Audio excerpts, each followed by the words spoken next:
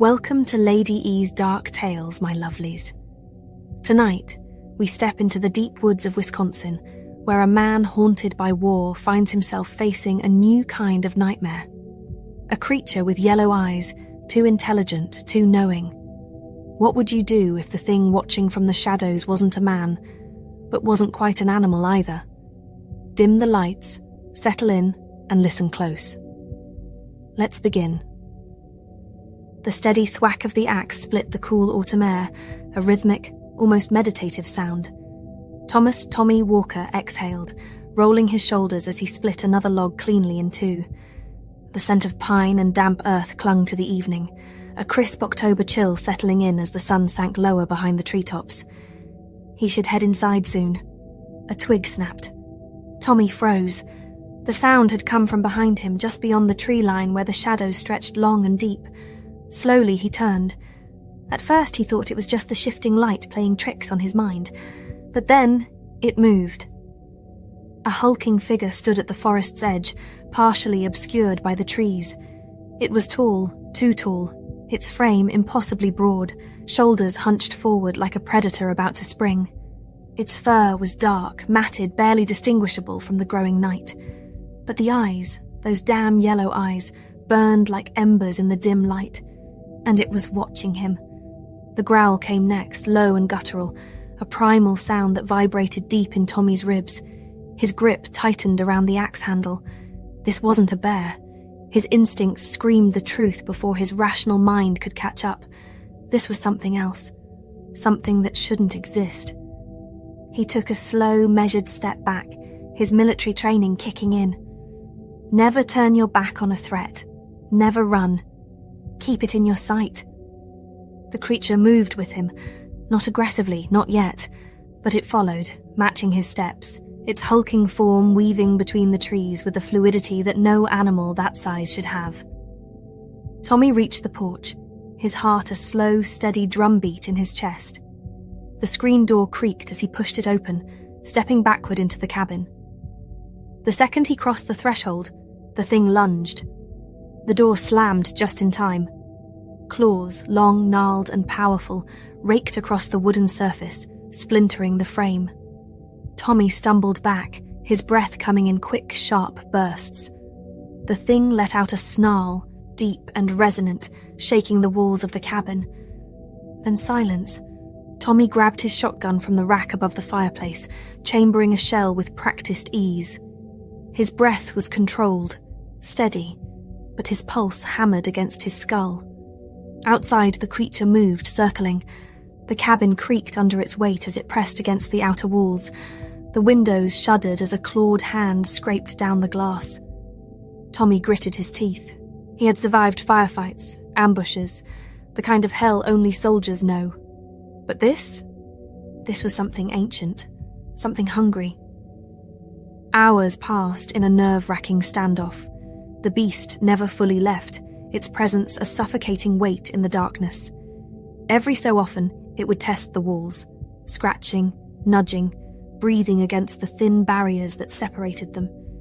And then, just before dawn, it stopped.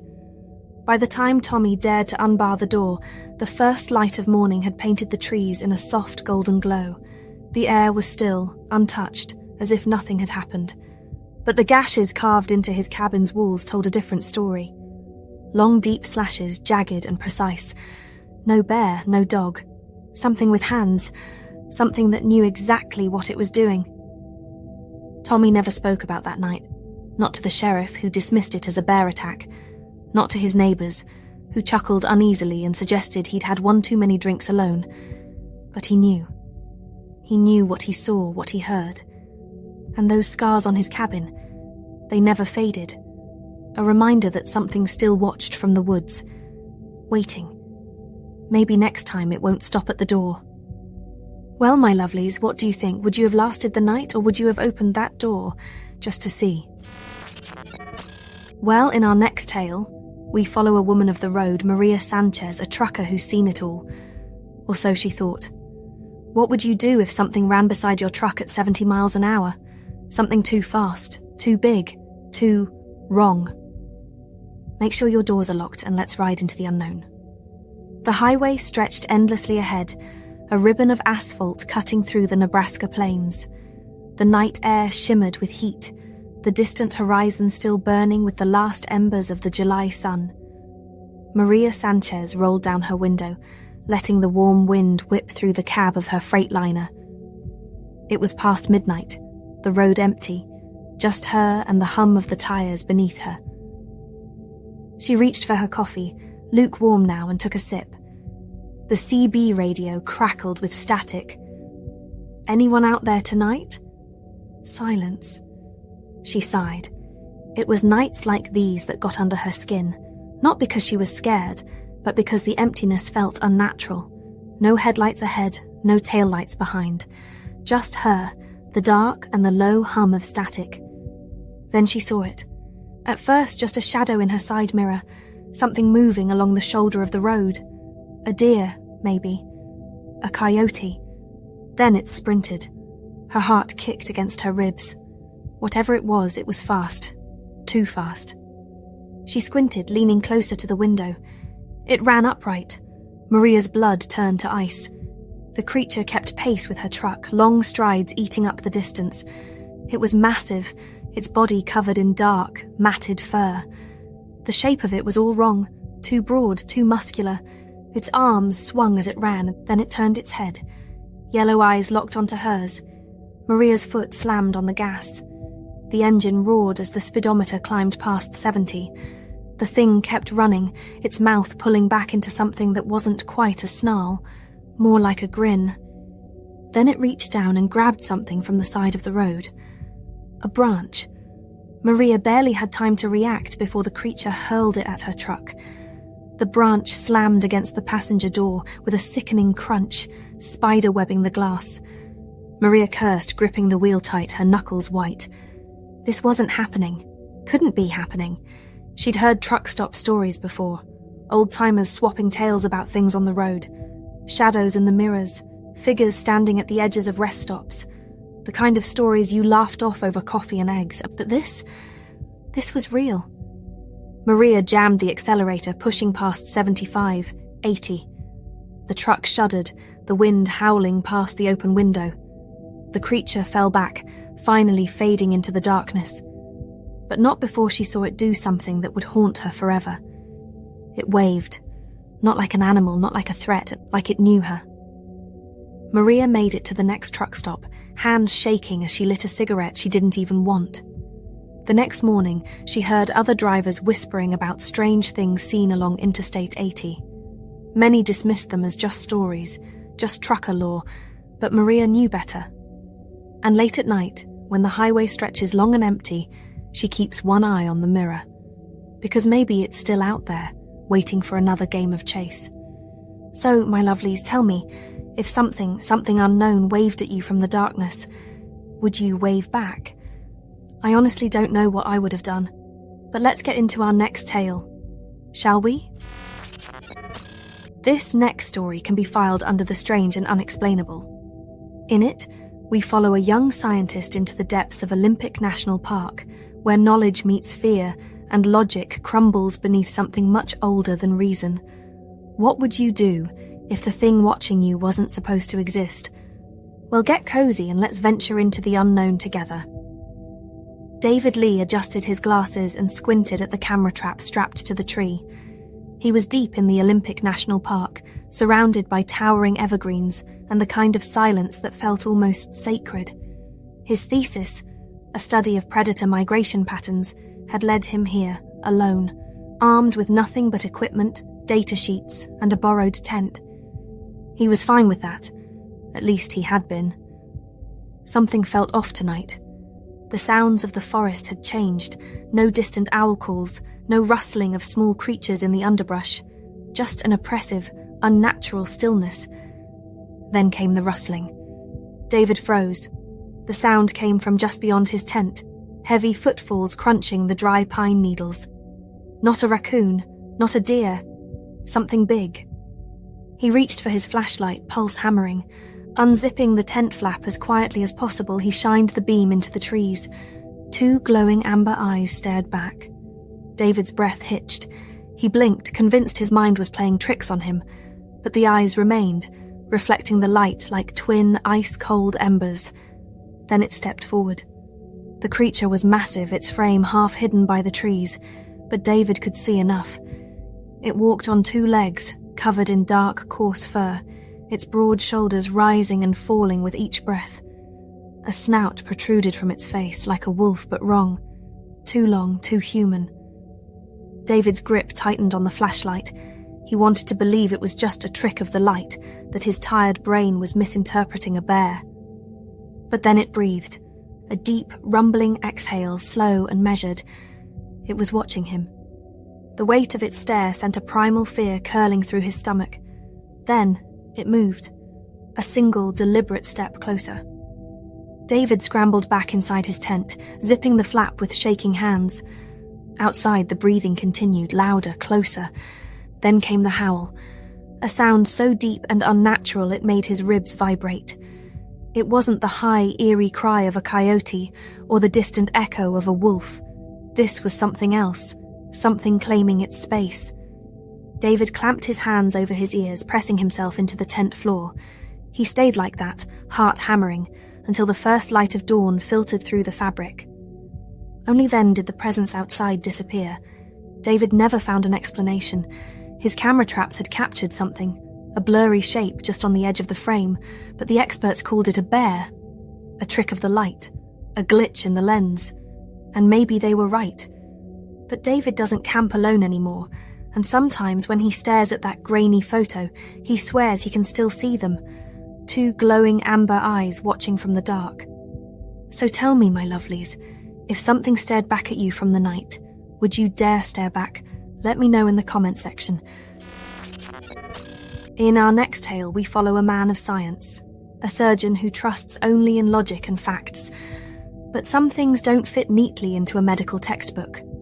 Some things defy reason. What would you do if you stumbled upon a predator that wasn't supposed to exist? Keep your lights low, stay quiet, and let me tell you another tale.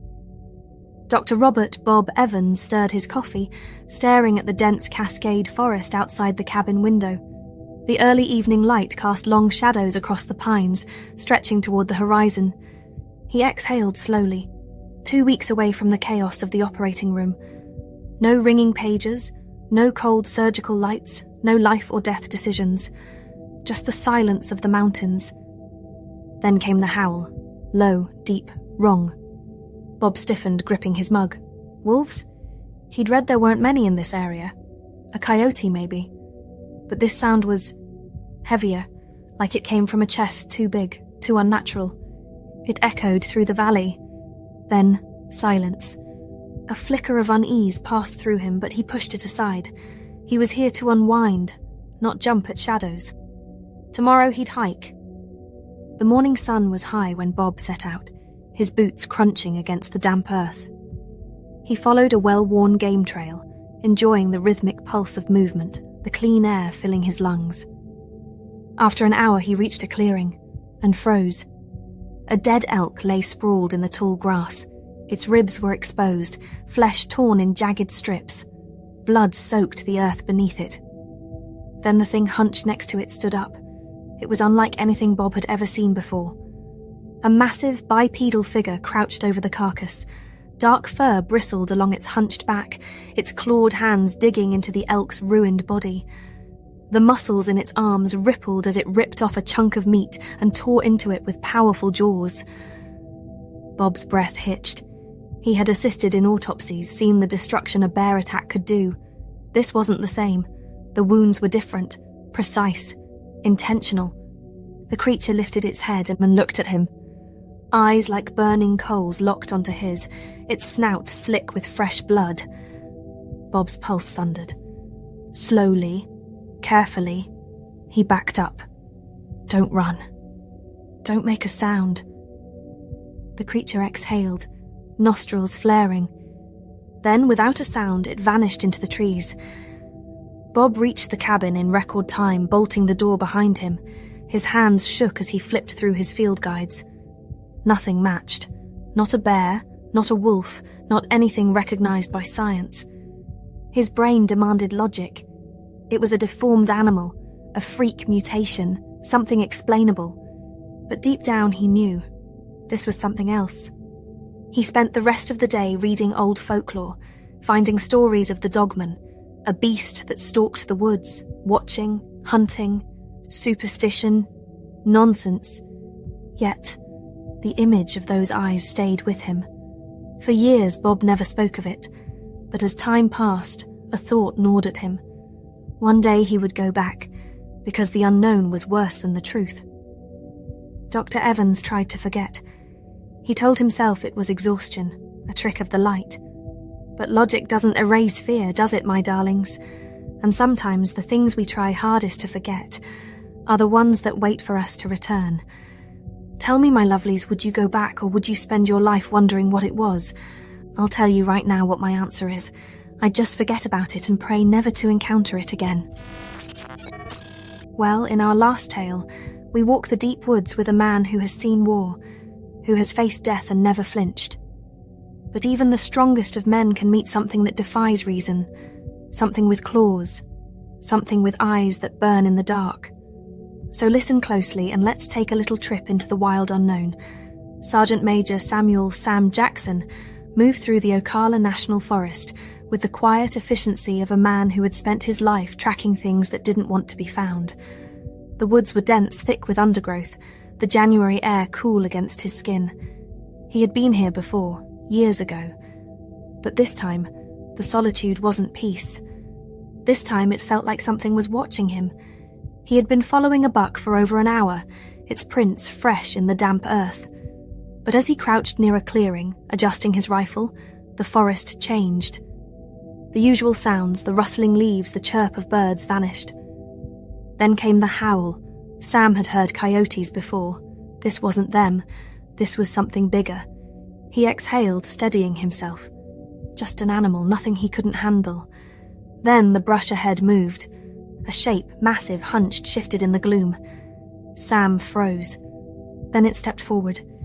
It stood on two legs, shoulders broad, head tilted in an unnatural slant. Its fur was dark, matted with filth, its claws long enough to gleam in the fading light. Then the eyes. Yellow, glowing, locked on him. Sam's grip tightened around his rifle. The creature charged. Sam dove sideways just as claws slashed through the air where he had stood. He hit the ground, rolling, rifle raised, fired. The shot rang out through the trees. The creature barely flinched. It turned, lips pulling back in something that wasn't quite a snarl, something almost amused. Then it lunged again. Sam dropped the rifle and drew his knife. No time, no room to think.